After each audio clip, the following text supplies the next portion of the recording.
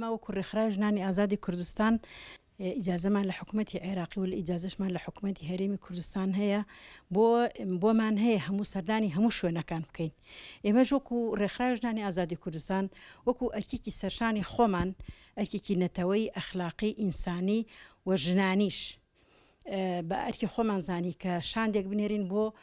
بەشداریکردن لە مەراسیمی یادی حوتەمین ساڵ کە دەرباز ئەبێ بەستە کارەساتی شەنگا لەلایەن داعشەوە نردمانن بۆ ئەوێ بۆ پاڵپشتی ئەوان بۆ هەم یەک بۆ پاڵپشتی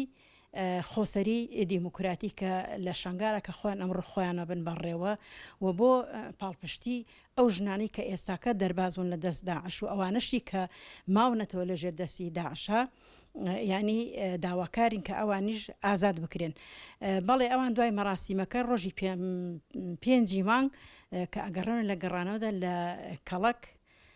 لە سایتەرەی کەڵک سەر بە پارتی دیموکراتی کوردستانە لەوێ دەست بەسەرەکرێن. ئێمە بەستی ینی هەم لە ڕووی مرۆڤایەتی و هەم لە ڕووی نەتەوەی ئەمەشان دەماناردە شنگارەکو باسم کرد. ئیتر لەو ڕۆژەوە هیچ دەنگ و باسێکیان نیانی چەند بە دوواداچوونمان بۆ کردو هەواڵمان پرسیوە تاکو ئێستاکە وەڵامیان نەداوێنێتەوە و داوا لە هەموو ڕێکخراوە ژنانەکان هەرێمی کوردستانە کە ئەمڕۆ کە بانگەوازی ئەوەکەن بۆ بەدەستێنانی مافەکانی ژنان داکۆکردی لە مافی ژن کار ئەەکەن هیوادارم ئەوانش بێنە سەرخەت هەمومان دەنگمان بکەنە یەک کە بتوانین ئەو ژنانە لەلایەن پارتی دیموکراتی کوردستانەوە ئازاد بکرێن و داواش لە ڕێکخراوی هەموو ژنانی جیهان و فێمینیستەکانەکەم داکۆکی لە ژنان بکەن بە تایبەتی ئەو ژنانی کە ئێستاکە ئەسیرن لە هەم لە لای داعش و ئەوانەی کە ئەوسیانەی ئێمەش کە لای پارتی دیموکراتی کوردستانن. هەتاکو ئێستاکە لەلایەن دەسەڵاتیش و لەلایەن پەیوەندیدارانە پەیوەندیدارەکان چۆ